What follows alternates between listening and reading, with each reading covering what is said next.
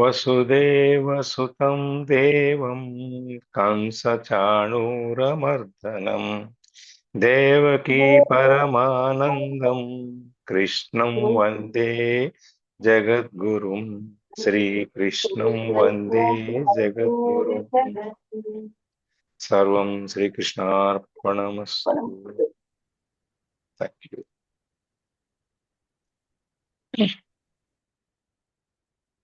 నిన్న మనం 41, 42 శ్లోకాలు చూసాం. దాంట్లో ఈ యోగ సాధనలో యోగాధ్యాయంలో మధ్యలో ఆగిపోతే వానికి వచ్చే ఫలితం ఏంటి, ఎటువంటి ఫలితాన్ని అనుభవిస్తారు అని చెప్పి ప్రశ్న అర్జునుల వారు అడిగితే దానికి స్వామి సమాధానం చెప్తున్నారు.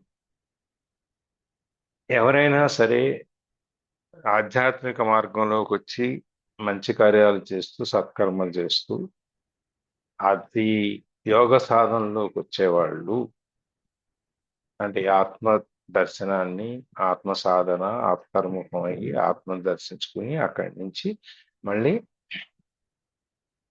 పై వరకు అమోక్ష సాధన వరకు ఆత్మ స్వామివారిలో లీనమయ్యేంత వరకు ఎవరైతే ప్రయత్నం చేస్తున్నారో వాళ్ళకి వాళ్ళు చేసిన ప్రయత్నాన్ని బట్టి ఎంత ప్రయత్నం చేస్తారో అంతవరకు వాళ్ళు పుణ్యలోకాల్లో ఆ పుణ్యాన్ని అనుభవించిన తర్వాత మిగిలిన ఆ యోగ సాధన పూర్తి చేయటానికి వాళ్ళు మళ్ళీ భూలోకంలోకి వస్తారు అని చెప్పి చెప్తున్నారు అన్నమాట.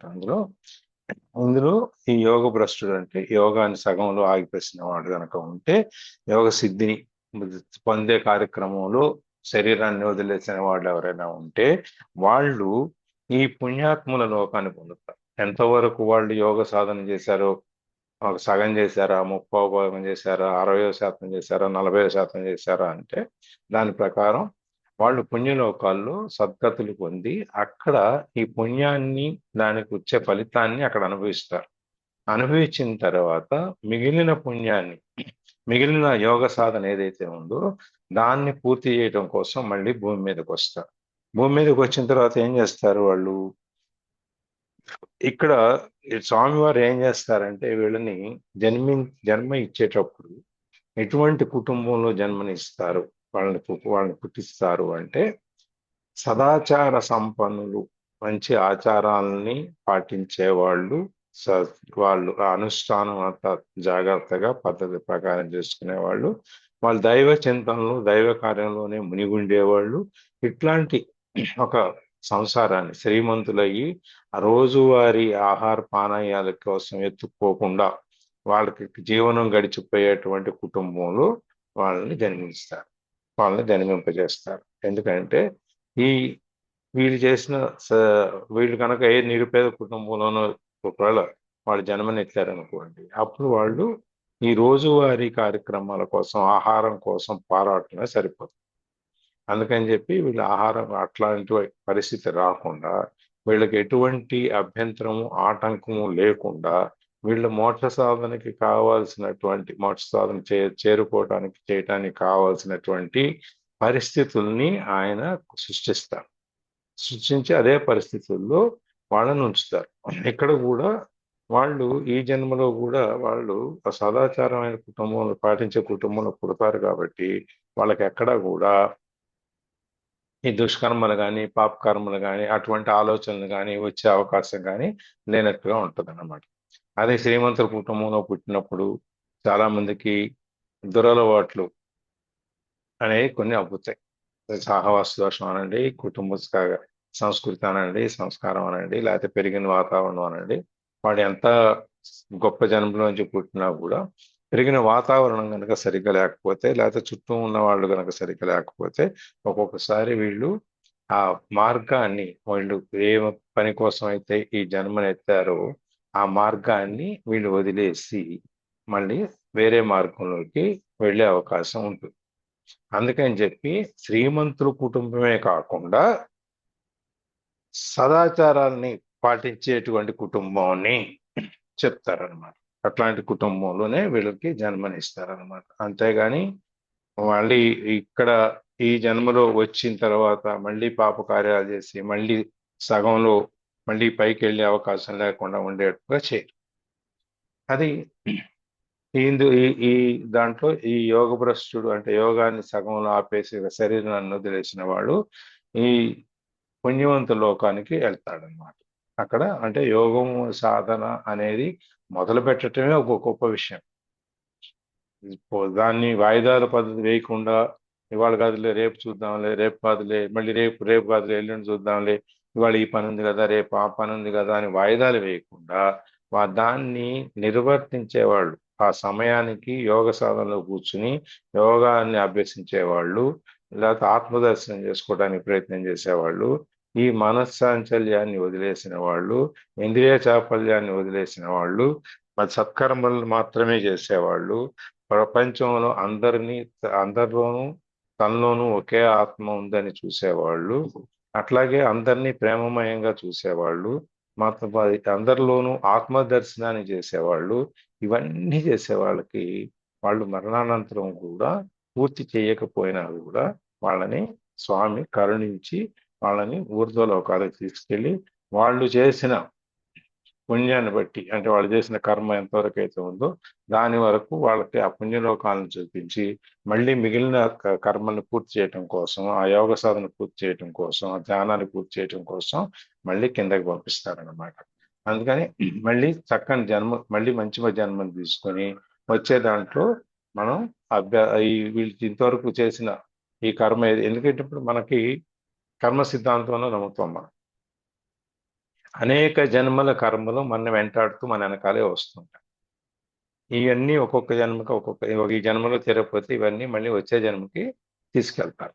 ఈ విధంగా అనేక జన్మల యొక్క పాప కర్మలు, దుష్కర్మలు, మంచి కర్మలు, సత్కర్మలు ఇవన్నీ ఏవేవైతే చేశామో అవన్నీ కూడా మన వెంటాడుతూ వస్తాయి. ఇప్పుడు మనం మోక్ష సాధనకి వెళ్ళేటప్పటికి ఏం చేస్తారు? ఈ కర్మలన్నిటినీ మనము ఇక్కడ ఈ వైరాగ్యాన్ని పొందుతాం. మనం ఈ ప్రతి దాంట్లోనే కలగజేసుకోము. గృహస్థాశ్రమంలో ఉన్నా కూడా మనం ఒక భావబంధాలతో బంధింపబడకుండా మనం మనకు మనంగా ఉంటూ ఎటువంటి మోహాలకి, కోపాలకి, తాపాలకి, ఎటువంటి ఆలోచనలకి, ఎటువంటి వాటికి లోబడకుండా మనం మన మనస్సుని మన ఈ ఆత్మ సాధన మీద, ధ్యాన సాధన మీద ఏకీకృతం చేసి మనం ఉన్నత లోకాలకు వెళ్ళటానికి మనం ఎట్లయితే ప్రయత్నం చేస్తామో అటువంటి అవకాశాన్ని మనకి మళ్ళీ ఇస్తారనమాట. అట్లాగే సదాచారం అనేది కూడా ముఖ్యమైనది. డబ్బులున్నా కూడా ఒకవేళ సదాచారం లేకపోతే మళ్ళీ వాళ్ళు ఈ దుష్కర్మలతో మళ్ళీ ఈ లోకంలోనే పునర్జన్మ అనేదానికి మళ్ళీ తయారవడానికి అవకాశం ఉంటుంది. అదే మనకి మళ్ళీ ఈ 42వ శ్లోకంలో కూడా మనకు చెప్తారు.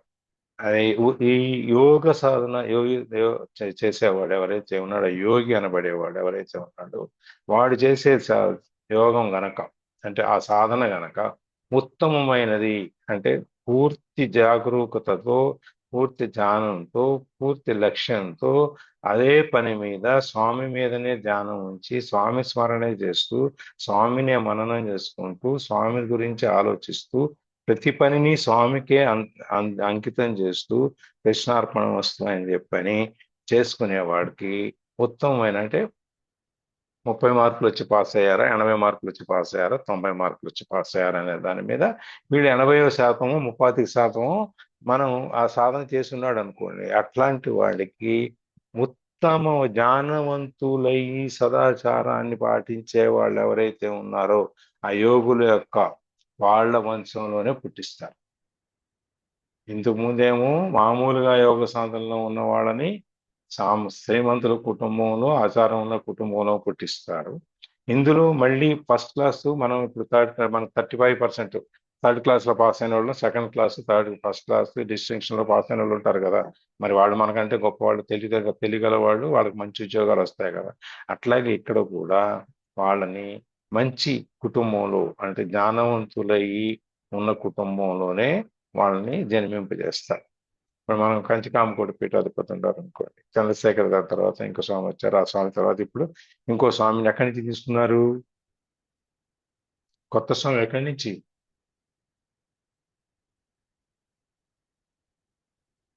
హలో.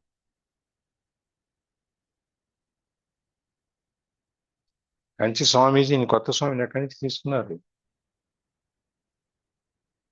అన్నవరం సార్.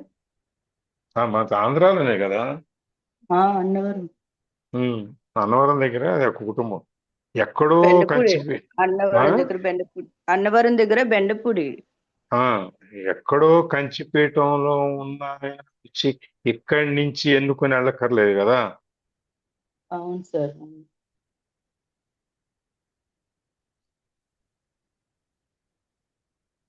ఎందుకు వెళ్ళారు?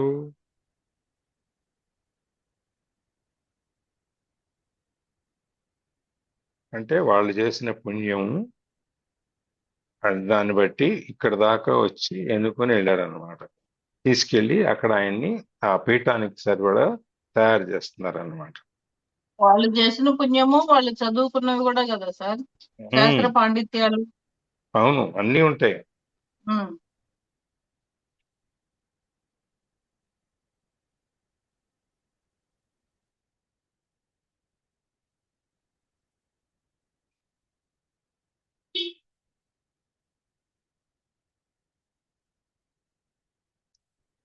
సత్య చంద్రశేఖర సరస్వతి అంటే కొత్త ఆయన.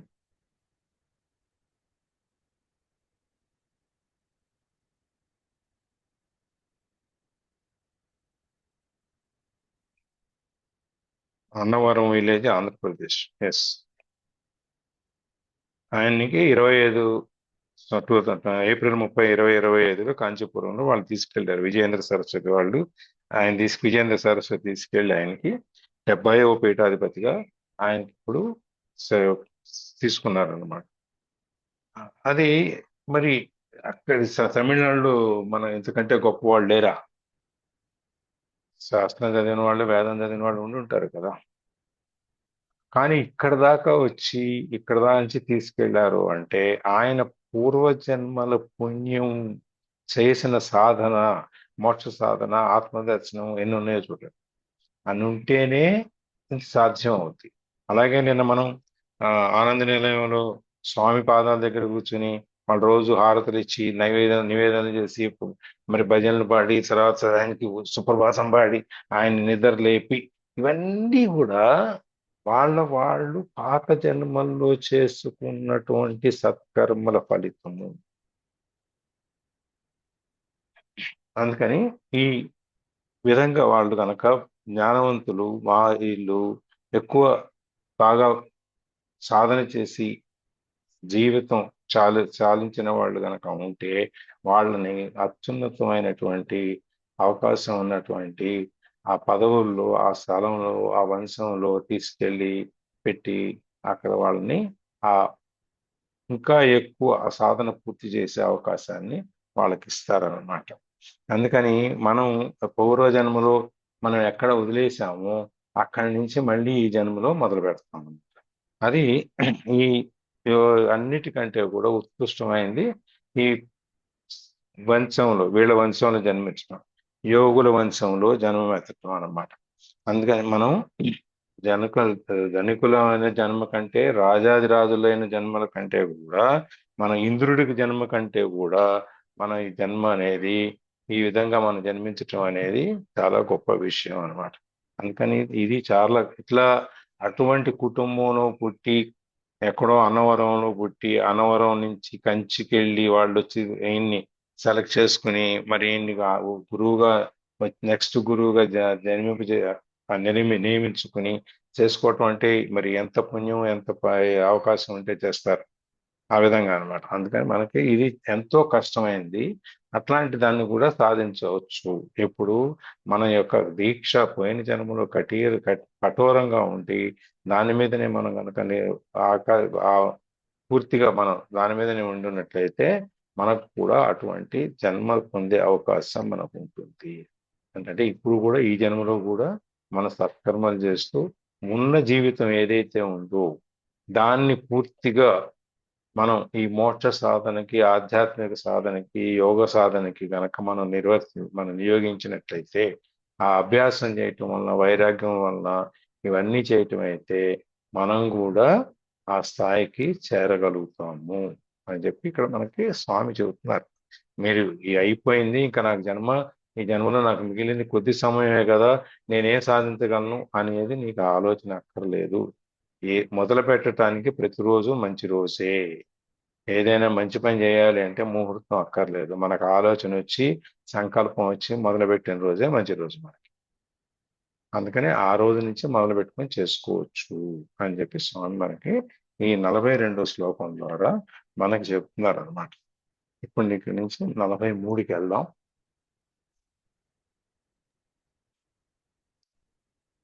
చదివినా సార్? చదవండి.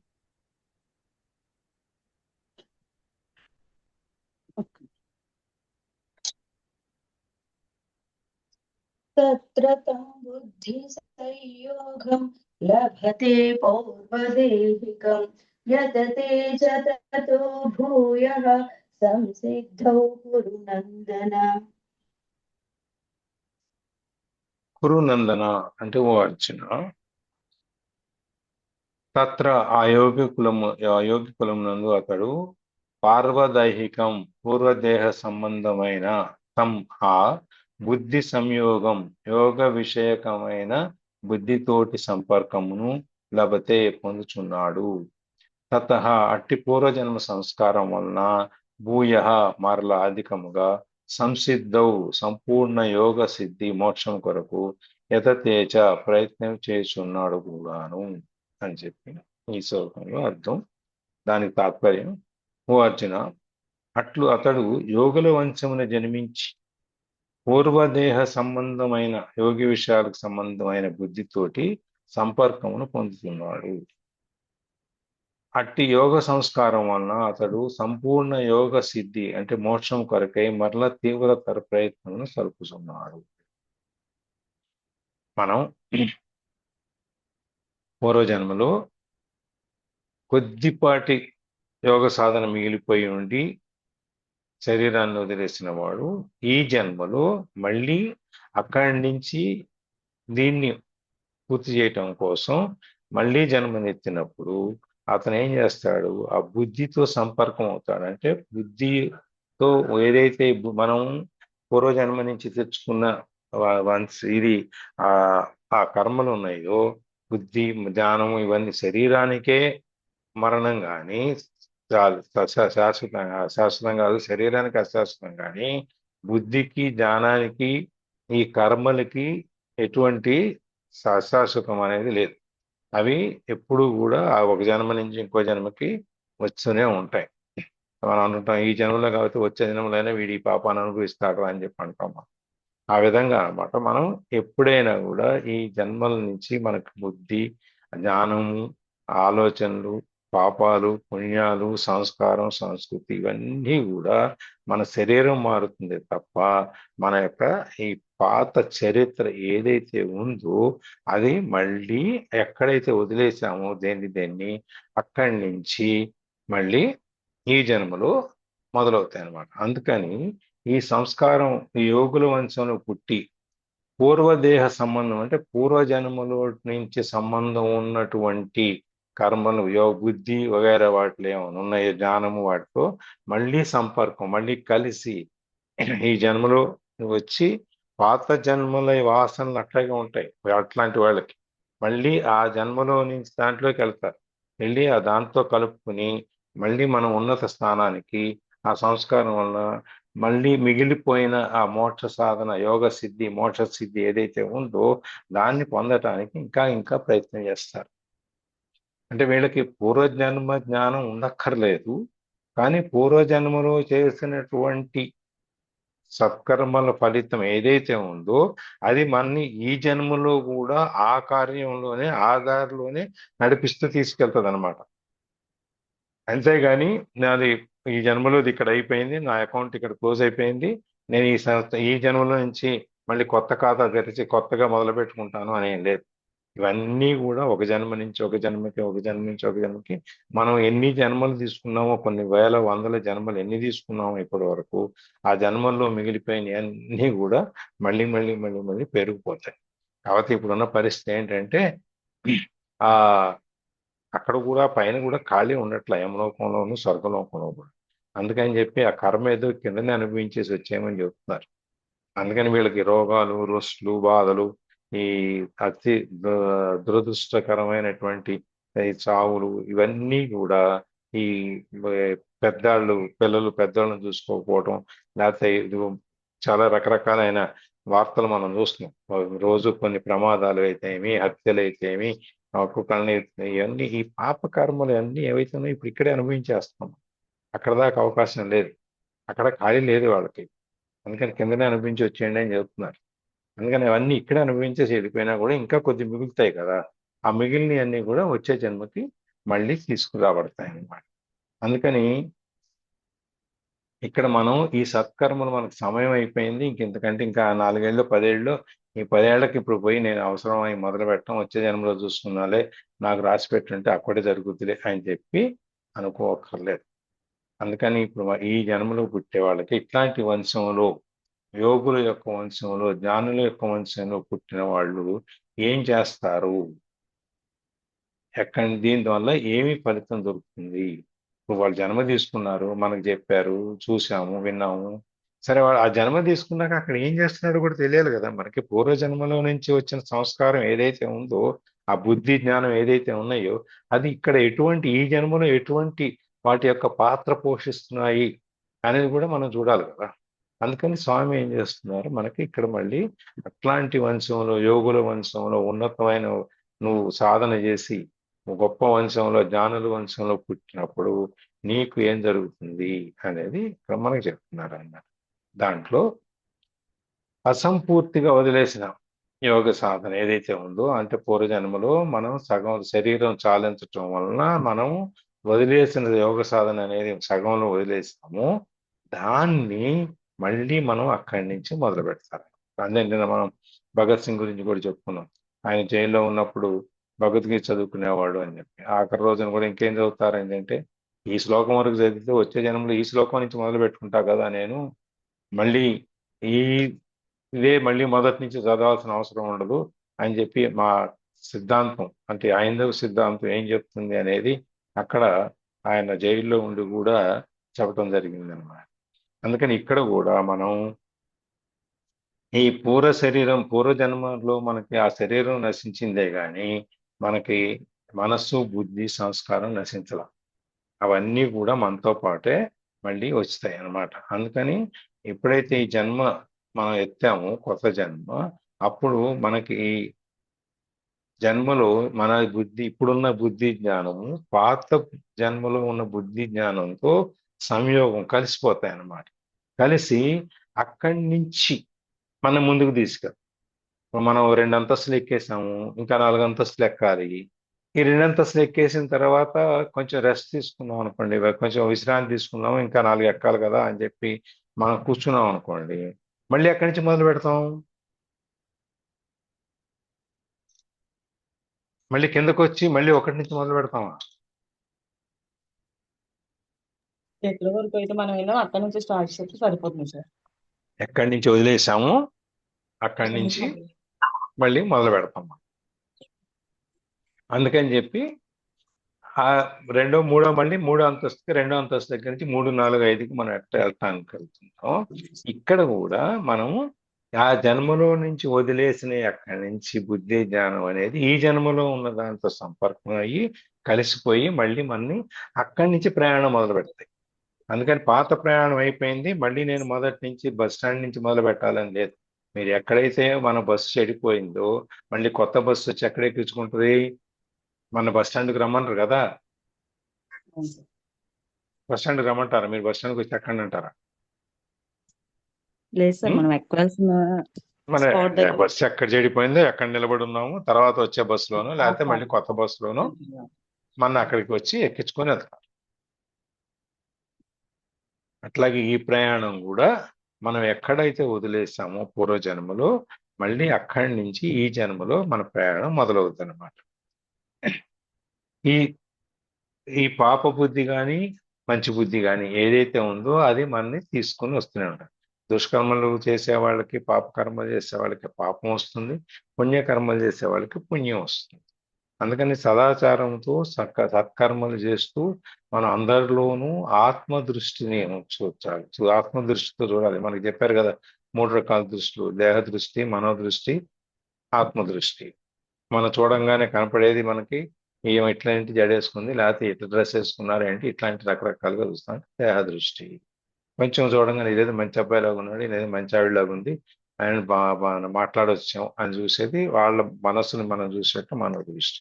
ఆత్మదృష్టి అనేది ఇంకా ఆ పై స్థాయికి వెళ్ళి వాళ్ళ ఆత్మ ఏ స్థాయిలో ఉంది, మన ఆత్మ ఏ స్థాయిలో ఉంది, మన ఆత్మ వాళ్ళ ఆత్మ కలుస్తాయా లేవా అని అక్కడికి వెళ్ళి చూసేవాళ్ళు. ఆ స్థాయి వేరు. ఆ విధంగా అన్నమాట. ఇక్కడ మనకి ఈ మొత్తం అంతా కూడా మనని తీసుకుని మనని ఈ మోక్ష సిద్ధి కలగటానికి మనము ఎటువంటి విశ్రాంతి లేకుండా మనం ప్రయత్నం చేస్తూ ఉంటాం అన్నమాట. అందుకని సంసిద్ధౌ అని చెప్తారు పైన. భూయ తతో భూయ సంసిద్ధౌ కురునందన అని. అంటే సంసిద్ధులమై ఉండి మనం దానికి అన్ని రకాలుగా మనం సిద్ధం చేసుకుని అక్కడి నుంచి ఆ పూర్ణ సిద్ధి ఎక్కడైతే మనం వదిలేసామో సగంలోనూ ముప్పాతికలోనూ అక్కడి నుంచి దాన్ని పూర్తి చేయటానికి 100% పూర్తి చేయటానికి మనల్ని ముందుకు తీసుకెళ్తారు అన్నమాట. అందుకని అటువంటి ఆ యోగ సంబంధమైన వంశంలో పుట్టారు కాబట్టి యోగుల వంశంలో వాళ్ళకి సాధన చేసుకోవడానికి ఎటువంటి ఆటంకాలు ఉండవు. పూజ చేసుకునే వంశంలో పుట్టారనుకోండి, రోజు పూజలు చేసుకునే వాళ్ళు అంటే మనం కూడా ఆ పూజలు చేసుకునే అవకాశం ఇస్తారు. మనం ఏమన్నా నా పూజ అయిపోయింది, మీరు కూర్చోండి, మీరు చేసుకోండి, తర్వాత లేకపోతే మీరు పక్కన కూర్చోండి, ఇద్దరం కలిసి చేద్దాము. ఏదో ఒక కుటుంబంలో అవకాశాన్ని బట్టి ఒకళ్ళు కనుక సాధన చేసేవాళ్ళు ఉంటే రెండో వాళ్ళు కూడా ఆ మార్గంలోకి వెళ్తారు. ఇప్పుడు మన ఇంట్లో మనం పూజలు చేసి రోజు పొద్దున్నే బొట్టు పెట్టుకుని స్వామికి దండం పెట్టుకుని మనం బయటికి వెళ్ళే అలవాటు మనకు ఉందనుకోండి, మన పిల్లలకు కూడా వస్తుంది కదా అదే అలవాటు.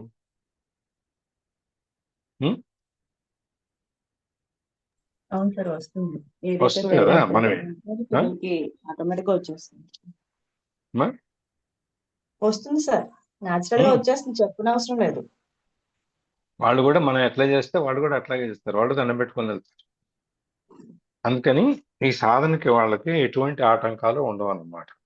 దీన్ని బట్టి మనం ఏం చేస్తుంది, పాపం కానీ పుణ్యం కానీ జ్ఞానం కానీ అజ్ఞానం కానీ లేకపోతే మంచి వాసనలు కానీ దుర్వాసనలు కానీ జన్మ జన్మాంతము జీవునితో మనతో పాటు మన జీవుడితో పాటు అవి కూడా ప్రయాణం చేస్తాయి జన్మ జన్మలుగా. అవి ఎక్కడ ఆగవు.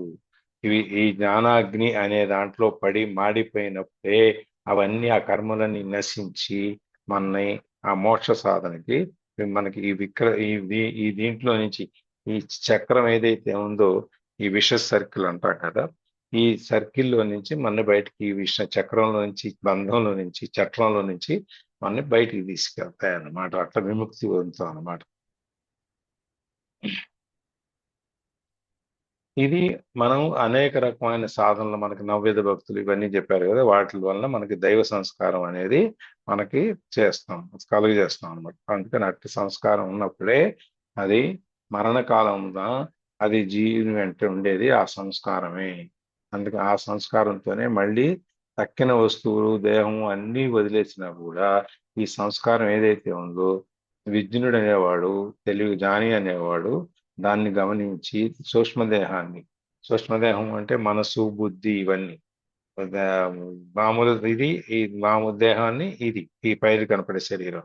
ఇప్పుడు సూక్ష్మ శరీరం అంటే మనసు అవన్నీ సూక్ష్మ శరీరం కనపడమే వీటికి అనమాట. అట్లాంటి వాటిని మనం పరిశుద్ధంగా శుభ్రంగా ఉంచుకొని ఎటువంటి కల్మషం లేకుండా నిర్మలంగా ఉంచుకొని దైవగంధం అంటే దైవుడి యొక్క ఆ ఆలోచనలతో ఆ వాసనతో ఆత్మజ్ఞానాన్ని ఇంకా మనం పొందినటువంటి జ్ఞానాన్ని ఇంకా ఇంకా వృద్ధి చేసుకోవాలి.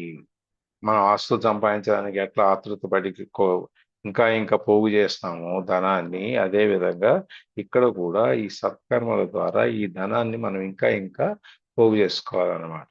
అదే మనకి ఇక్కడ మళ్ళీ చెబుతారు. ఇందులో కూడా ఈ 2వ అధ్యాయంలో 40వ శ్లోకంలో ఒకటి చెప్పారు, స్వల్పమప్యస్య ధర్మస్య త్రాయతే మహతో భయాత్ అని చెప్పారు. అంటే ఈ ధర్మం కానీ ఏ ఎక్కడ కొద్దిగా జపం కానీ జ్ఞానం కానీ పరోపకారం ధర్మం ఇట్లాంటివన్నీ ఏ జన్మలో చేసినట్టయితే ఇవన్నీ వచ్చే జన్మలో ఇంకా అభివృద్ధి చెందుతాయి. చెంది ఈ జీవుడు భయము అనే దాంట్లో నుంచి బయటకు వచ్చేస్తాడు అనమాట. భయంలో నుంచి ఈ పుణ్యకర్మలు మనం చేసిన ఏవైతే ఉన్నాయో అవన్నీ మన కాపాడతాయి అన్నమాట. అది ఆ శ్లోకంలో చెప్పింది. కాబట్టి మనం ఈ హృదయంలో నుంచి మన మనస్సుని దైవమయంగాను తర్వాత ఇది ధర్మమయంగాను ఉంచుకోవాలన్నమాట. అందుకని ఈ జన్మలో ఆఖరి నీటి వర్షావణం వరకు ఈ జన్మ కడతేరేంత వరకు చివరి వరకు మనం ఈ నిశ్చయం అంటే ఈ సంకల్పం మనం సాధించాలి, మోక్ష సాధన ఈ జన్మలో పూర్తి చేయాలనుకున్నటువంటి సంకల్పం ఏదైతే ఉందో అది వచ్చే జన్మలో ఈ జన్మలో చేయలేకపోయినా కూడా వచ్చే జన్మలో అయినా మనం కొనసాగించి పూర్తి చేస్తున్నాము అని చెప్పి చెబుతూ మళ్ళీ ఎక్కడైనా పొరపాటున మళ్ళీ ఈ భోగలాలసలు భోగభాగ్యాలు ఈ కామక్రోధాలు వీటిలో చిక్కుకుపోతామేమో అని మళ్ళీ ఇక్కడ ఇంకో హెచ్చరిక. ఇట్లాంటి అన్నిటిని వదిలేసి మీరు ఇది వాటినంట్లో మీ జీవితాన్ని వ్యర్థం చేసుకోకుండా పరమార్థ సాధనలో మనము మునిగి ఉండాలి అని చెప్పి మోక్షాన్ని సంపాదించుకోవాలి అని చెప్పి చెబుతున్నారు. తర్వాత ఆఖరి నిమిషంలో అయ్యో ఈ జీవితం అంతా ఊరికనే గడిపేశాను, నేను ఏమి సాధించలేదు, ఏమి ఇంత వృధా చేశాను, లేకపోతే ఫోన్ల మీదనో రీల్స్ మీదనో సీరియల్స్ మీదనో ఇంకో దాని మీదనో మా జీవితం అంతా వృధా అయిపోయింది. ఇది నేను ఈ సమయాన్ని నేను దాన్ని వాడుకున్నట్టయితే నాకు మళ్ళీ మోక్షం వచ్చే జనం ఉండేది కాదు, మళ్ళీ ఇవన్నీ కష్టపడాలి కదా అని ఆఖరిలో పశ్చాత్తాపం పడిన దానికంటే ఇవాళ నిద్ర లేచి ఇప్పటి నుంచి మనం మొదలు పెట్టుకుంటే మనం ఇక్కడి నుంచి అయినా కూడా కనీసం ఏంటంటే వచ్చే జన్మలో ఇవాళ మనం పూర్తి చేయలేకపోయినా వచ్చే జన్మలో అయినా మళ్ళీ పూర్తి చేసుకునే అవకాశం మనకి స్వామి ఇస్తున్నారు అనమాట. అది ఈ శ్లోకంలో మనకి స్వామి చెబుతున్నారు. ఇప్పుడు 44కి వెళ్దాం. పూర్వాభ్యాసేన తేనైవ హ్రియతే హ్యవశోऽపి సహ జిజ్ఞాసుపి యోగస్య శబ్ద బ్రహ్మాధివర్తతే.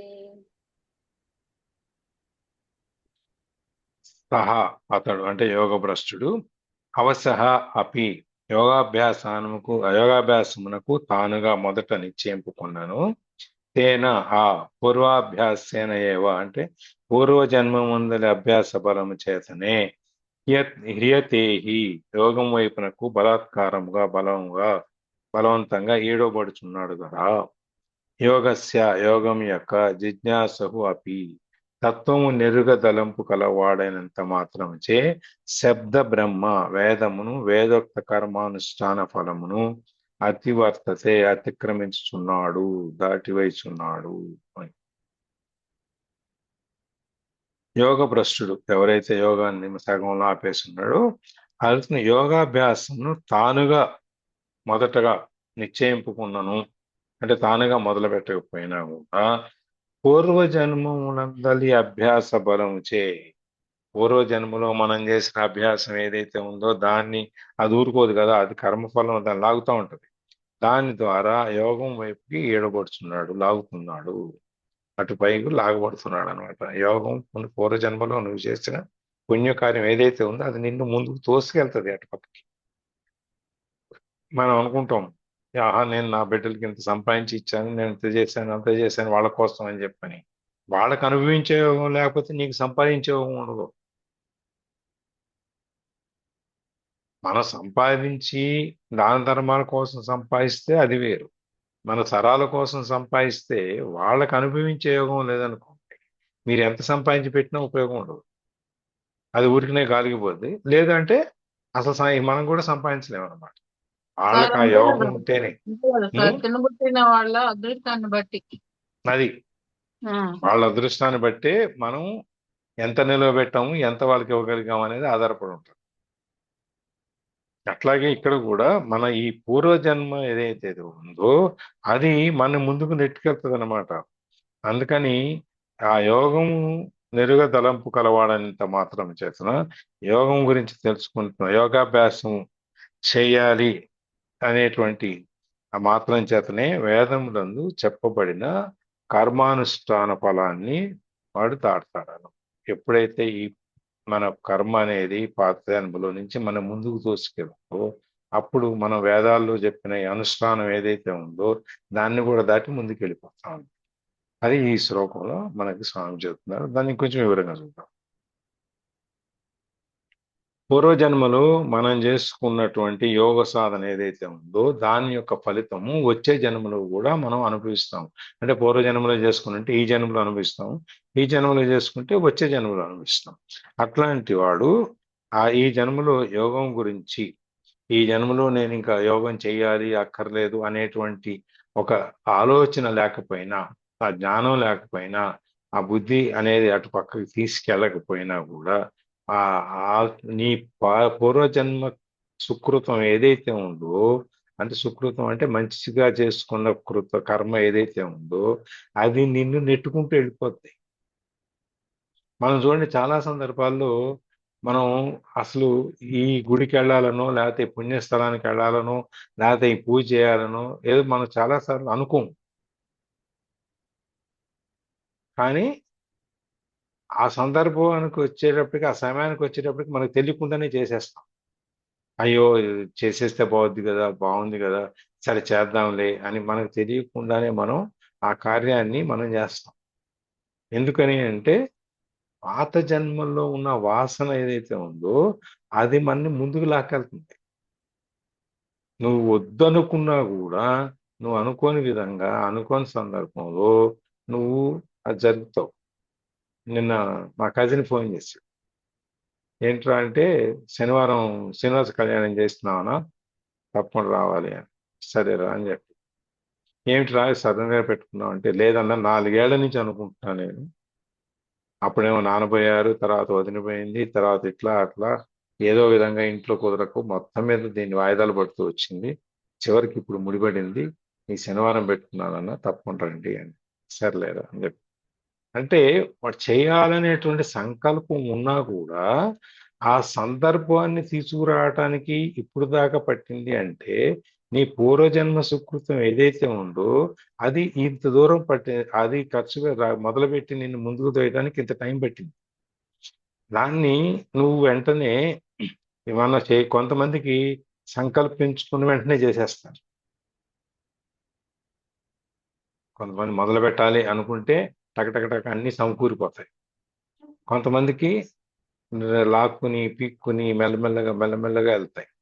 ఇవన్నీ ఎందుకంటే వాళ్ళ యొక్క పూర్వజన్మ సుకృతం ఏదైతే ఉందో దాన్ని బట్టి అది మనం నడిపిస్తుంది అనమాట.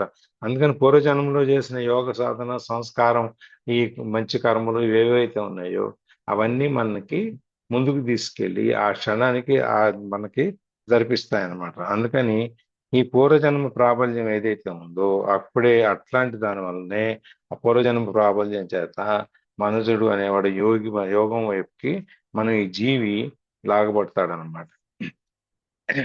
ఈ సంస్కారం అనే దాని యొక్క ప్రాబల్యం ఎంత ఉంటుందో చూడండి. వాళ్ళు ఎంత అనుకున్నా కూడా మనం దాన్ని, అది కర్మ మనం అంటాం, ఆ కర్మ మనది తప్పించడం మనం జరుగుతుంది అని చెప్పి. అది మనం మంచి కర్మలు చేసుకుంటే మంచి కార్యం వైపు జరుగుద్ది, చేసుకోకపోతే వేరే కార్యం వైపు జరుగుతుంది. అట్లా మనం ఈ పూర్వజన్మలో ఉన్నటువంటిది మనకి ఎప్పుడు ఏ విధంగా అక్కడికి వస్తూ అవసరానికి వస్తూ అది ఆ భగవానుడు మనకి ఇక్కడ నువ్వు ఈ విధంగా అనుభవిస్తావు అని చెప్పి రుజువు చూసి చూపిస్తున్నారు.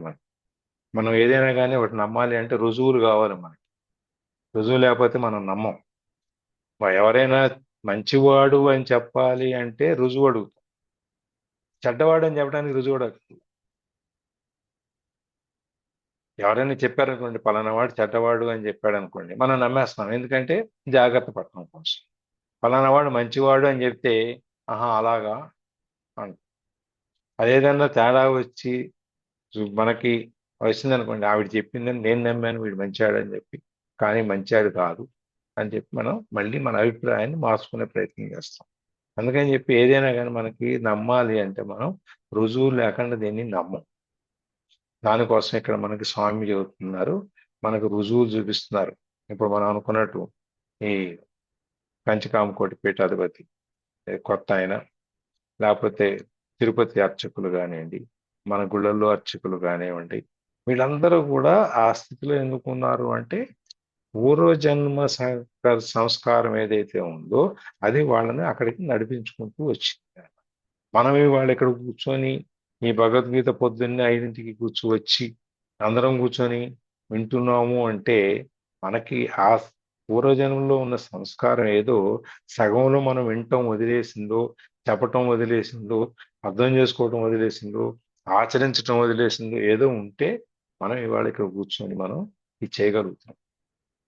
మనం ఇది మనమే ఎందుకు చేయాలి? మిగిలినంటే వాళ్ళ యొక్క సంస్కారం ఏదైతే ఉందో పూర్వజన్మ సంస్కారం వాళ్ళని ఇంకా ఇక్కడికి తీసుకురాలేదు. మన సంస్కారం ఎక్కువ ఉంది కాబట్టి, మన గొప్ప సంస్కారం ఉంది కాబట్టి మనం ముందు వచ్చాం. కొంతమంది నిన్న మా యోగా ఆవిడ వస్తారు. ఆవిడ పుస్తకం చూసి ఇక్కడ భగవద్గీత పుస్తకం, ఏమండి పొద్దున్నే మీరు 5:30కి పెడితే నాకు ఎట్లా అవుతుందంటే నాకు అవ్వట్లేదు, సో వినటానికి అని. ఏం చేద్దాం, ఏదైనా యూట్యూబ్లో అంటే పెట్టుకోవచ్చు కదా అని. యూట్యూబ్లో పెడుతున్నానండి అన్న. మరి నాకు లింక్ ఇవ్వండి, నేను తర్వాత నాకు ఖాళీగా ఉన్నప్పుడు వింటాను. సరే అని చెప్పి లింక్ ఇచ్చు. అంటే వాళ్ళకి ఆమె మరి మనం మొదలుపెట్టినప్పటి నుంచి చూస్తూనే ఉంది, అడుగుతూనే ఉంది, చెప్తూనే ఉంది, కానీ లింక్ ఎప్పుడు అడగల ఆమె. నిన్న అడిగింది. ఈ టైం ఆ సంస్కారం ఆమెను ఇప్పుడు తీసుకొచ్చింది. పూర్వజన్మ వాసన ఇప్పుడు తీసుకొచ్చి భగవద్గీత వినటానికి, మనం చెప్పింది వింటాను. మిగిలిన చాలా వింటారు. ఆవిడ రోజు పొద్దున్నీ సాయంత్రం దాకా ఆ ఇది మోగుతూనే ఉంటది ఆ చెవులో. ఆయన మనది వినే అవకాశం ఆమెకు వచ్చింది, లేదు మనకు అవకాశం వచ్చింది అంటే మనం చేసుకున్న పుణ్యఫలం ఏదో ఉంటే మనం దాన్ని వాళ్ళకి చేసుకున్న పుణ్యఫలాన్ని బట్టి ఈ సమయం వచ్చింది కాబట్టి ఆ సమయానికి వాళ్ళు పొందగలుగుతున్నారు అన్నమాట. అందుకని మనకి కొంతమందికి పుట్టుకతోనే విరక్తి వస్తుంది. కొంతమంది మన ప్రహ్లాదుని చూసినట్టు కడుపుతో ఉన్నప్పుడే స్వామి గురించి విని బయటకు వచ్చినప్పటి నుంచి స్వామి గురించే పాడి మాట్లాడి అంతా ఆయన సాధనలోనే ఉన్నట్టు కొంతమందికి పుట్టుకతో విరక్తి వస్తుంది, కొంతమందికి పెద్దయ్యాక వస్తుంది, కొంతమందికి ఏదో ఒక సందర్భంలో విరక్తి చెందటం అనేది జరుగుతుంది. ఇట్లా రకరకాలుగా ఉంటాయి. అదంతా కూడా పుట్టుక మనకి ఈ పూర్వజన్మలో ఉన్నటువంటి సాధన వాళ్ళ వాసనే తప్ప వేరే కాదు అని చెప్పి ఏం చెబుతున్నారు అన్నమాట. పూర్వ సంస్కారం ఏదైతే ఉందో అదే మనని బలవంతంగా ఆ పుణ్యం వైపుకి లాగుతుంది, ఆ పుణ్యాన్ని చేస్తుంది, యోగాభ్యాసంలో దింపుతుంది. నేను యోగా నేర్చుకోవటానికి వెళ్ళి యోగా మొదలుపెట్టి నేను యోగా ఇవ్వటం దాకా వచ్చు. అది ఎక్కడో నేర్పాలి అనేది ఎక్కడో ఉంది. అందుకని ఇన్నేళ్ల తర్వాత ఇప్పుడు నేర్పుతాం కూర్చొని. ఆ విధంగా మనం ఆ యోగాభ్యాసం చేసేది మన సంస్కారం ఏదైతే ఉందో ఆ పరమార్థానికి యోగానికి ఆ యోగాభ్యాసంలోకి మన అవి తోసుకెళ్తాయి అన్నమాట. మనం ఏం చేయాలి అనేది మన యొక్క పూర్వజన్మ కర్మల్ని బట్టి వాటిని బట్టి మనం ముందుకెళ్తాం అన్నమాట. అందుకని ఈ శ్లోకంలో 2వ పాదంలో స్వామి ఏం చెబుతున్నారు అంటే ఈ యోగం యొక్క మహిమ ఎట్లుంటది అంటే యోగము తెలుసుకున్న వాళ్ళనేటువంటి జిజ్ఞాస, కోరిక అనేది ఉండాలి మనుషునికి. ఆ కోరిక అనేది ఉన్నంత మాత్రాన నువ్వు యోగాభ్యాసము చేయలేవు. నువ్వు యోగాన్ని ఆ శబ్ద బ్రహ్మం ఏదైతే ఉందో దాన్ని నువ్వు పొందలేవు. ఎప్పుడు పొందుతావు అంటే ఈ కర్మానుష్ఠానం, వేదపరమైనటువంటి కర్మానుష్ఠానము లేదు శాస్త్రజన్య జ్ఞానము, ఈ పరోక్ష జ్ఞానము, ఈ రెండిటి యొక్క ఫలమును దాటివేస్తాడు. అది ఈ యోగము తెలుసుకోవాలనేటువంటి కోరిక మనుషునికి ఉదయించినప్పుడు ఇవన్నీ దాటేస్తాడని చెప్తాడు అనమాట. దాన్ని ఏంటంటే ఆత్మజ్ఞాన స్వరూపము యోగమునికి ఎట్టి మహిమ కలదు వ్యక్తమవుతున్నది. దీనివలన మనకి ఈ ఆత్మజ్ఞాన స్వరూపం అనేది, ఆత్మజ్ఞానము మన లోపల ఆత్మజ్ఞానము అనేది, ఆ రూపం అనేది ఎట్లా అనేది మనకి తెలుస్తుంది అనమాట. అందుకని యోగము తెలుసుకున్న వాళ్ళని అంటే తలంపు ఉన్నంత మాత్రం అండి కాదు, మనిషి ఆ శబ్ద బ్రహ్మాన్ని దాటి బయటికి వెళ్ళి అప్పుడు ఈ యోగం గురించి ఆచరించితే ఎటువంటి ఫలితం వస్తుందో మనం చెప్పక్కర్లేదు అని. ఒక యోగ సాధన చేస్తాను అనేటువంటి ఆలోచన, ఆ కోరిక ఉన్నంత మాత్రాన్ని సరిపోదు. దాన్ని పెట్టుకొని నువ్వు ఈ వైరాగ్యాన్ని, విరక్తిని అన్ని పొంది దాన్ని దాటి ముందుకెళ్తే గాని నీకు దాని యొక్క యోగ సాధన యొక్క ఫలితాన్ని కానీ, లేకపోతే ఆచరిస్తే వచ్చే ఫలితాన్ని కానీ నువ్వు అనుభవించలేవు. ఎట్లాంటి ఫలితం కలుగుతుంది అనేది నువ్వు తెలుసుకోలేవు అని చెప్పి ఈ శ్లోకంలో చెప్తున్నారు స్వామి. అందుకని ఇందులో స్థూలంగా ఏంటంటే పూర్వజన్మ సంబంధమైనటువంటి యోగాభ్యాసం ఏదైతే ఉందో అది మనని ఆ ప్రకారంగా మనని బలవంతంగా ఆ వైపుకి లాక్కెళ్తుంది. తర్వాత ఆ జిజ్ఞాస మాత్రం ఉన్న మనుషుడు శబ్ద బ్రహ్మం అంటే వేదోక్త కర్మానుష్ఠానములను దాటి ముందుకెళ్ళినప్పుడే వస్తుంది అని చెప్పి మనకి చెప్తున్నాడు అనమాట. దీని తర్వాత మళ్ళీ 47 శ్లోకాలు అనుకుంటా ఇందులో. ఇంకా 3 శ్లోకాలు ఉన్నాయి ఈ అధ్యాయంలో. ఆత్మ సంయమ యోగము ఈ అధ్యాయంలో ఇంకా 3 ఉన్నాయి. అది రేపు చూద్దాం. వాళ్ళకి ఇక్కడ ఆపుదాం. నిన్నటి షేరింగ్స్ కూడా ఇవాళ చెప్తా అన్నారు కదా సార్, 3 కలిపి చెప్తానని. ఎవరు జై శ్రీమన్నారాయణ. ఎవరన్నారు? జై 6 శ్రీమన్నారాయణ. కదా అన్నారు. అందుకనే తొందరగా ముగించాం. మీరు గురు తత్తులు కాదు సార్, అందుకని ఎలాంటి విద్య అయినా మీరు అదే. నేర్పగలరు. అమ్మా, ఇంత పాండిత్యం పెడితే తెలుగు రాని నా లాంటి పండితురాలు ఇలా చదువుతుంది. ఇప్పుడు నేను తప్పు చదివితే సార్ నాకు ఒక ముట్టకాయ వేస్తారు. కాదు, ఇంగ్లీష్ అయితే ఫ్లో లో వెళ్ళిపోతుంది. అదే సుకన్య, ఇప్పుడు నేను నువ్వు చాలా పెట్టావు, నేను సాధ్య చదవటం ఓకే, తర్వాత సార్ ముట్టకాయ వేస్తారు చూడు, అది బాగుంటది. ఇంకా అది కాదు, నేను సాధ్యమైనంత వరకు తెలుగులో చెప్పడానికే ప్రయత్నం చేస్తున్నా. ఇంగ్లీష్ పదాలు కొంచెం కొంచెం పక్కకి పెట్టి తోసేస్తున్నా. మిమ్మల్ని కాదు సార్, సుకన్య అంటున్నాను నేను. అదే చెప్తున్నా అసలు. జై శ్రీమన్నారాయణ. జై శ్రీమన్నారాయణ సార్. జ్యోతి ఉవాచ. లేదు సార్, ఏమి మీరే అన్ని విపులంగా చెప్పేశారు. ఇంకేముంటుంది, మాకేం అయినా ఉండలేదు ఉంటది. సార్. ఇది ఎక్కడో సముద్రం. ఏదో ఉంది. ఇది సముద్రం. నిన్న టైం లేదన్నావు, ఇవాళ నీ కోసం 10 నిమిషాల ముందు ఆపారు సారు. అందుకే నాకేం అర్థం అవ్వట్లేదు, ఎక్కడి నుంచి స్టార్ట్ చేయాలి, ఏం స్టార్ట్ చేయాలి, ఎలా స్టార్ట్ చేయాలి. ఏ కేక్ ఆర్డర్, పిజ్జా ఆర్డర్ అయితే స్టార్ట్ చేస్తావా? స్టార్ట్ చేయి. ఆ, మనకి ఇక్కడ ఆ స్వామి మన ఆ, అడిగిన డౌట్స్ కంతా ఒక్కొక్కటిగా క్లారిఫై చేస్తూ వస్తున్నారు అనమాట. ఏమేమి డౌట్స్ అడిగారో వాటన్నిటికీ ఒక్కొక్కటిగా క్లారిఫై చేస్తూ వస్తున్నారు. అది ఏమి ఫస్ట్ మనము అడిగిన డౌట్లు ఏమేనని ఒక్కొక్కటి ఎట్లా అని అంటే, ఇప్పుడు ఫస్ట్ మనము అసలు యోగ సాధన అనేది మధ్యలో ఆపేస్తే నాకు అటు ఇటు కాకుండా నేను ఏమైపోతాను అని అడిగాను కదా. సో ఈ అంటే కర్మ సిద్ధాంతం, సత్కర్మ ఆచరణ అనేది ఒకటి. అండ్ కర్మ సిద్ధాంతంలో మనకి ఫస్ట్ నుంచి భగవద్గీతలో ఏం చెప్తున్నారు అని అంటే, నువ్వు కర్మ ఫలితాన్ని అనేది వదిలేసే, కర్మ సన్యాసం అంటారు దాన్ని. కర్మ ఫలితాన్ని నువ్వు వదిలేసి నువ్వు చేయాల్సిన సత్కర్మాచరణ, నువ్వు చేయాల్సిన పనిని, నువ్వు చేయాల్సిన పూజని గాని వ్రతాన్ని గాని అన్ని కృష్ణార్పణం అనుకుంటూ చెయ్యి. అప్పుడే నీకు వచ్చే ఫలితం కన్నా ఇంకా ఎక్కువ ఫలితం వస్తుంది అని చెప్పారు మనకి కర్మ సిద్ధాంతం ప్రకారం. కానీ సత్కర్మాచరణ అంటే ఏంటి? స్వామి, నేను ఈ పూజ చేశాను, సో నాకు ఈ కోరికను మీరు నెరవేర్చండి స్వామి అని మనం చెప్పడం సత్కర్మాచరణ. సో అది సత్కర్మాచరణ అండ్ ఇది కర్మ సన్యాసం. సో ఇది 2 డిఫరెన్సియేషన్ అన్నమాట. సత్కర్మాచరణ చేసినప్పుడు మనము ఇక్కడే మనకి వెంటనే ఫలితం అనేది లభిస్తుంది అన్నమాట. సో అలా అయితే ఇప్పుడు నేను యోగ సాధన అనేది స్టార్ట్ చేశాను, కానీ నాకు సత్కర్మాచరణ నేను చేయలేదు కాబట్టి నాకు పూర్తిగా ఇప్పుడే ఆ ఫలితం లభించలేదు. ఈ యోగ సాధనను కూడా నేను ట్రై చేస్తున్నాను, కానీ పూర్తిగా చేయలేకపోతున్నాను.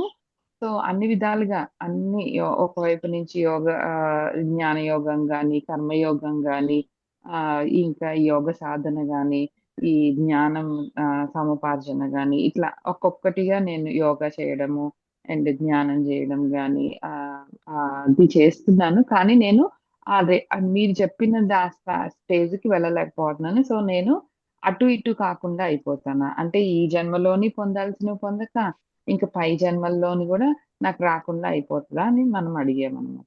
అడిగితే ఆయన చెప్తున్నారు, సో, నువ్వు అలా ఏమీ భయపడాల్సిన అవసరం లేదు. నువ్వు ఇప్ నువ్వు చేసిన యోగ సాధన, నువ్వు చేసిన ఏ సాధన అయినా గూడా, ఏ కొంచెమైనా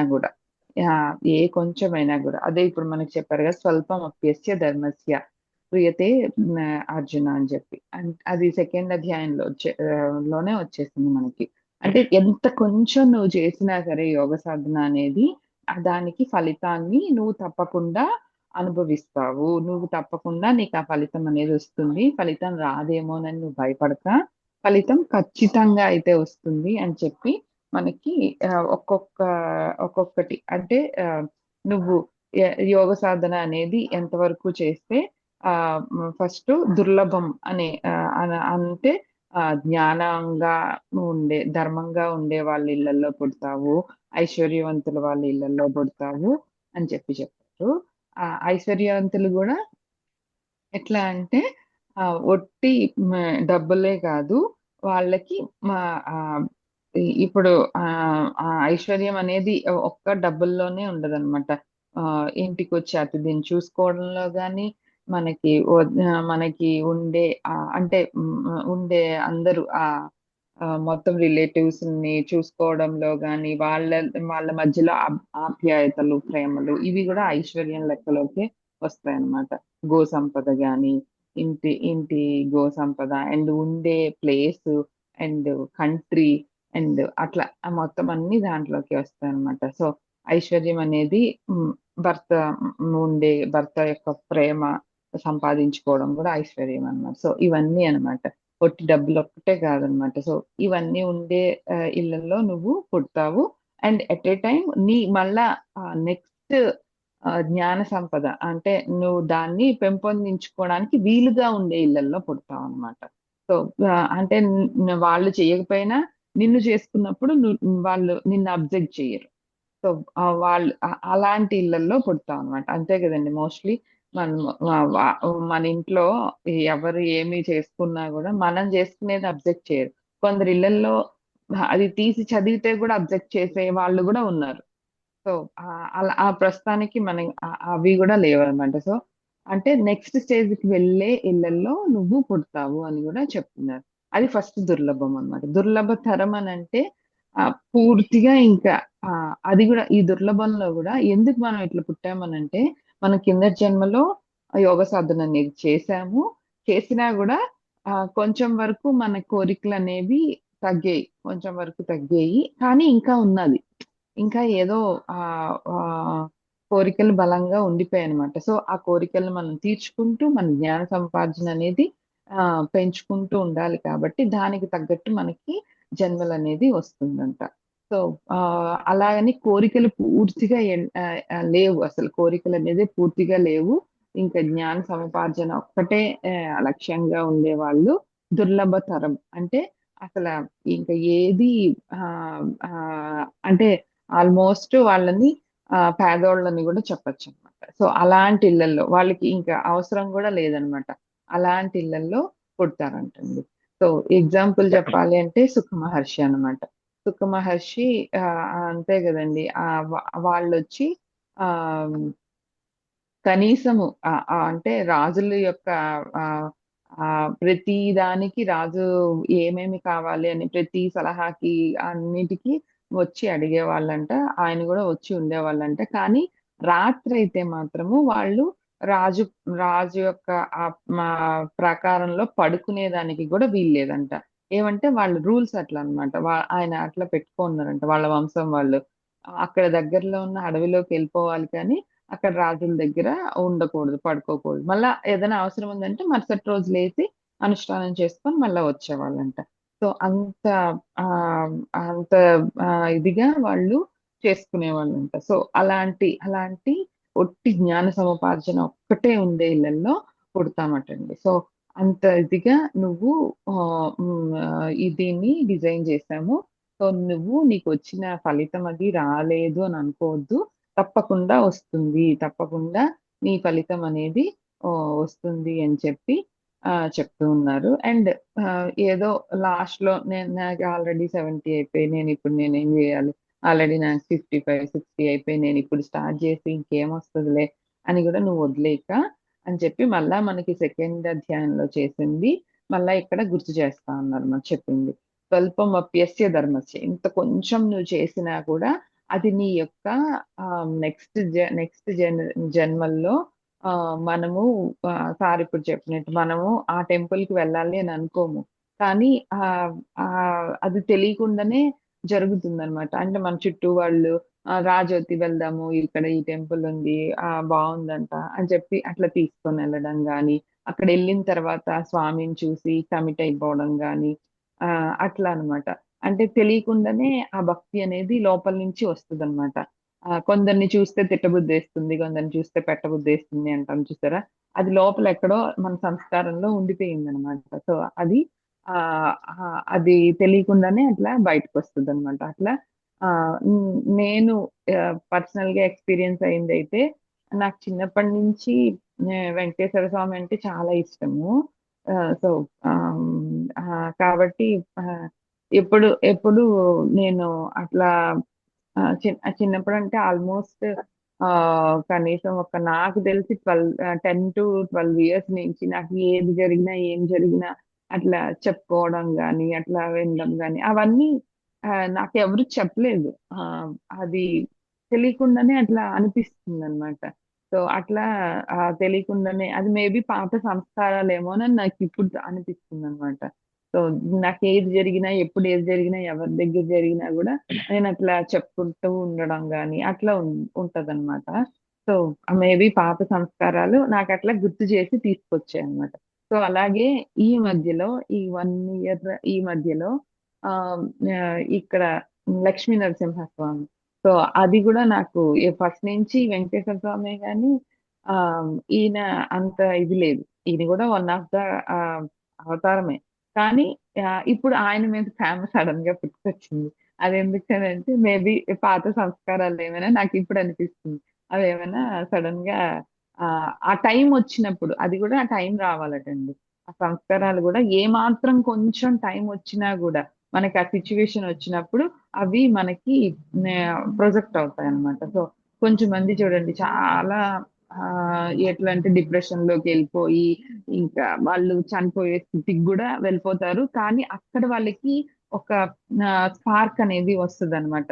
సో అక్కడి నుంచి వాళ్ళ జర్నీ అనేది మారిపోతుంది పూర్తిగా. సో అలాంటి స్పార్క్ కూడా సడన్ గా వస్తుంది. అందుకోసమని మీరు చేసుకోవాల్సింది చేయండి, నేను చేయాల్సింది చేస్తాను. తప్పకుండా ఇవన్నీ ఫలితం అనేది మాత్రం ఉంటుంది. ఫలితం లేకుండా అనేది ఉండదు. ఆ ఫలితం కూడా ఏంటి, సత్కర్మ ఆచరణ చేసే వాళ్ళ ఫలితం కన్నా కూడా ఎక్కువ ఫలితం ఉంటదటండి. సత్కర్మాచరణ చేసే వాళ్ళ ఫలితం మామూలుగా సత్కర్మాచరణ చేసే వాళ్ళు అయితే స్వర్గానికి వెళ్తారు, లేకపోతే నరకానికి వెళ్తారు అనమాట.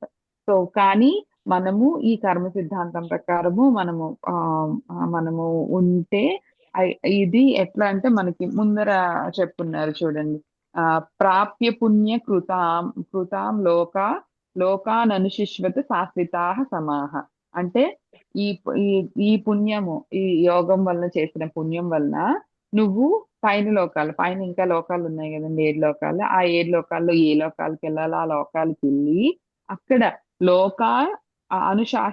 శాశ్వతంగా అక్కడే ఉంటాడేమో అన్నంత వరకు నీ పుణ్యాన్ని అనుభవించి మళ్ళా అక్కడి నుంచి నువ్వు కిందకి వస్తావు, అక్కడి నుంచి మళ్ళా కిందకి వస్తావు అని. అదే సత్కర్మాచరణ చేసిన వాళ్ళు అనుకోండి, అయితే పురుగులుగాను నువ్వు పురుగులు పడిపోతావురా అని అంటారు చూసారా, అంటే నెక్స్ట్ జన్మలో పురుగులుగా పుడతావు అని అర్థం అంటండి దానికి.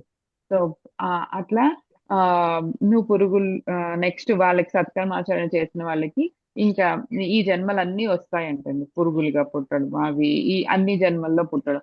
కానీ కర్మ సిద్ధాంతం ప్రకారము చేసిన వాళ్ళకి వెళ్ళినప్పుడు కూడా పుణ్యలోకం అంటే అన్ని యోగాలకంటా కూడా ఆ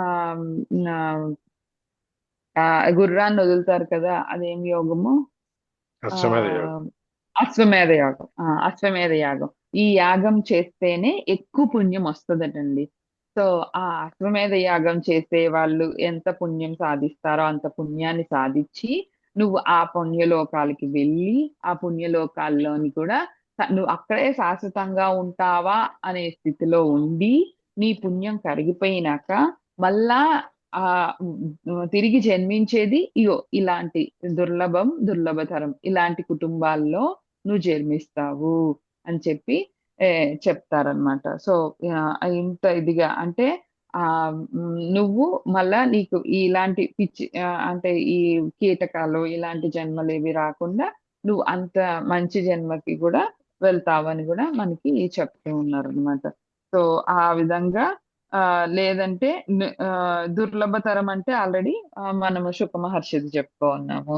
సో ఆ విధంగా మనకి ఈ జన్మలు అనేది ఉంటుంది కాబట్టి నువ్వేమి భయపడక అని చెప్పి చెప్తా ఉన్నారు. అంతే కదండి, మనకి నీకు డెస్టినేషన్ అనేది ఇలా ఉంటది, ఐలాండ్ అనేది ఇంత బాగుంటది అన్నప్పుడు మన జర్నీ కొంచెం అటు ఇటుగా అయినా కూడా కొంచెం మనము స్టేబుల్ గా వెళ్ళిపోతే అబ్బా అక్కడ హ్యాపీగా ఉండొచ్చు అనే ఒక ఇది ఉంటది కదా. సో అది మనకి ఇక్కడ మనకి కలిగిస్తున్నారు అనమాట. అండ్ నువ్వు చేసిన కర్మ ఫలితాల వలన నీకు అది ఎప్పుడు రావాలో అప్పుడు చక్కగా ట్రిగ్గర్ అయ్యి ఆ టైంకి నీకు వస్తుంది అనమాట. సో కాబట్టి కొంచెం మంది అందుకే ఆత్మహత్య చేసుకోవడం అనేది అయిపోతుంది. కొంచెం మంది ఆ స్టేజ్ వరకు వెళ్ళి అండ్ బ్యాక్ టు బ్యాక్ వస్తారనమాట. సో అంటే అది లోపల ఎక్కడో మన కర్మ సిద్ధాంతం ప్రకారం మన లోపల ఉండేది ఇంట్యూషన్ అంటారు కదా, చెప్తూ ఉంటది అనమాట. లేదు నువ్వు ఇది కరెక్ట్ కాదు, నువ్వు ఇలా చెయ్యి అని చెప్పి. సో ఆ ఇంట్యూషన్ అనేది నీకు బాగా ఆ టైం వచ్చినప్పుడు వస్తుంది కాబట్టి నువ్వు చెయ్యి అని కూడా మనకి ఇక్కడ చెప్తూ ఉన్నారు అనమాట. అందులో ఇక్కడ ఇంకొక విషయం ఏమేనంటే స్వామి ఇక్కడ తాతహ అని కూడా మనకి ఆ ఆ, ఎవరిని అర్జునుడిని సంబోధిస్తారు. అంటే తాత అంటే తాత గచ్చతి. ఇక్కడ 40th లో వస్తుంది చూడండి. పార్థ నైహ నామూత్ర వినా వినాశస్య విద్యతే నహి కళ్యాణ కృచ్ తాత గచ్చతి అని చెప్పి, దుర్గతి తాత గచ్చతి అని చెప్పి. అక్కడ తాత అంటే ఆ సంస్కృతంలో తండ్రి అని అర్థం అనమాట. మనం చూడండి మన చిన్న పిల్లలకి ఎంత మంచిగా ఆ బుజ్జిగా మా చిన్నవాడి మా బంగారమే ఇలా చెయ్యి అలా చెయ్యి అని చెప్తాం కదా. అంత బుజ్జగించి మనకి ఆ ఆ అర్జునుడు అయినటువంటి మనందరికీ స్వామి చెప్తూ ఉన్నట్టు కూడా మనము ఆ ఇక్కడ చెప్పుకోవచ్చు అనమాట. సో మనం చేసే ఈ పనుల వల్ల ఇక్కడ ఉన్నప్పుడు సుఖంగా అంతే కదండి. ఇప్పుడు మనం అవన్నీ ఆలోచించుకోకుండా నార్మల్ గా నువ్వు ఆలోచించుకున్నా మంచి పనులు చేసే వాళ్ళకి మంచి జరుగుతుంది. సో కాబట్టి నువ్వు చేసేది మంచి పని కాబట్టి నువ్వే డౌట్స్ పెట్టుకోకుండా చెయ్యి. ఇక్కడ కూడా మంచిది జరుగుతుంది. పైన లోకాలకి వెళ్ళి అక్కడ కూడా ఎన్ని రోజులు ఉండాలో అన్ని రోజులు ఉండి మళ్ళా నువ్వు ఇలాంటి కుటుంబాల్లో వెనక్కి వస్తావు. అండ్ ఆ వెనక్కి వచ్చింది కూడా మళ్ళా మనము మామూలుగా మనకి కడుపులో ఉన్నప్పుడు అన్ని సార్ ఆల్రెడీ చెప్పారు, కడుపులో ఉన్నప్పుడు అన్ని మర్చిపోతాము. మళ్ళీ బయటకు వచ్చినాక అదే కడుపులో ఉన్నప్పుడు గుర్తుండి బయటకి వచ్చిన ఆ క్షణంలోనే మాయ అనేది కమ్ముకొని మర్చిపోతామనని. ఆ మాయ కమ్ముకొని మర్చిపోయినప్పుడు మళ్ళా మన యొక్క లైఫ్ లో ఆ టైం వచ్చినప్పుడు అది బయటకి వస్తుంది అని మనకి ఇక్కడ 44 లో కూడా చెప్తూ ఉన్నారండి. సో ఇవన్నీ నువ్వు తప్పకుండా చేయాలి అని కూడా చెప్తున్నారు. Thank you sir. Thank you. ఏమీ లేదంటూనే ఎంత చెప్పావు జ్యోతి. ప్రవాహం. లేదు సార్, ఇంకా కొన్ని పాయింట్లు మిస్ చేశాను ఇప్పుడు. చెప్పండి. గుర్తు రావట్లేదు. రాసుకొని ఉంటారు కదా. లేదు రాయలేదు, అదే తప్పు చేశాను. Thank you sir. Closing prayer. కానీ ఇవన్నీ వింటే నిజమేమో అని అనిపిస్తుంది సార్ కొన్ని సాయంత్రం. నిజం ఏమో ఏంటి మళ్ళీ నిజమే. సందేహం ఎందుకు? అదే అదే స- నిజమే. సంశయాలు సందేహాలు ఉండకూడదని కదా. అదే అదే కదా. ఉమ్. ఇప్పుడు పెండింగ్ చిన్న ప్రేయర్ ఎగ్జాంపుల్ చెప్పేస్తా చూద్దాం. ఒకటి. చెప్పండి సార్. యోగేశం కానీ సచ్చిదానందం వాసుదేవం రజప్రియం ధర్మ సంస్థాపకం వీరం కృష్ణం వందే జగద్గురుం శ్రీకృష్ణం శ్రీకృష్ణం వందే వందే జగద్గురుం సర్వం సర్వం శ్రీకృష్ణార్పణమస్తు. శ్రీకృష్ణార్పణమస్తు. ఇప్పుడు రోజు వచ్చి గీత చెప్పమ్మా అంటే ఏమో కుదరలా. అవును. రోజు వస్తుంది ఇప్పుడు చూడండి, మధ్యలో ఏదో అంటే ఒక రోజు రోజు అట్లా నాలాగా వస్తుందా? సిన్సియర్ గా 6ంటికి వస్తది. ఉమ్. ఈ మధ్య 5:40కి వచ్చేస్తుంది. ఈ రోజు కనిపించలా నాకు. ఈ రోజు కొంచెం లేట్ గా వచ్చారు, కానీ మామూలుగా పాపం టైంకి వచ్చేస్తుంది. అంటే నేను అనేది అది లాక్కొస్తుంది కర్మఫలం అట్లా. సరే, నువ్వు చెప్పకపోయినా ఆ షేరింగ్ లో పార్ట్ అవ్వు అని చెప్పి కృష్ణ భగవానుడు లాక్కొస్తుంది. నాకు పంపిస్తున్నారు. ప్రిపేర్ అయ్యే టైం చాలదు, ఇన్ని రీజన్స్ చెప్పింది. అప్పుడు అది రోజు చెప్పడానికి అవ్వదు. అది ఆ కర్మఫలం లాక్కొస్తుంది అనమాట, అందుకు తోసుకెళ్తుంది ముందుకి. అదే మనకి ఇప్పుడు చెప్పింది. ఇంకోటి ఏంటంటే సార్, ఇంకెవరైనా షేరింగ్స్ ఉన్నాయా అండి? లేదంటే రికార్డింగ్ ఆపేసి మాట్లాడదామంటే రికార్డింగ్ ఆపేసి రికార్డింగ్ ఆపేసాను సార్.